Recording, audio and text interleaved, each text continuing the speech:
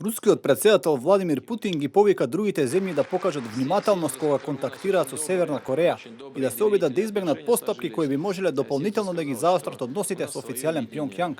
Ваквите изјави Путин ги даде за време на бизнис форум во руското пацифичко пристаниште Владивосток, на кој присуствува и председателот на Јужна Кореја Парк Геун Хју и јапонскиот премиер Шинзо Абе. Путин додаде дека желбата на Москва е Северна Кореја да се врати кон преговорите за низината нуклеарна програма.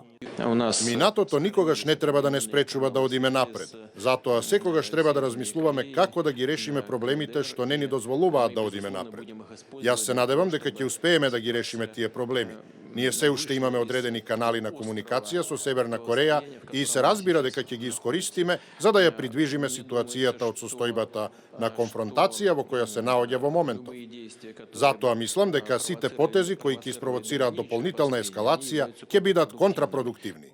За време на форумот, Путин исто така го повика и Пјонкјанг да ги почитува договорите што се поддржани од Обединетите нации, со образложение дека на тој начин ќе се отворат нови рути за комуникација со Северна Кореја.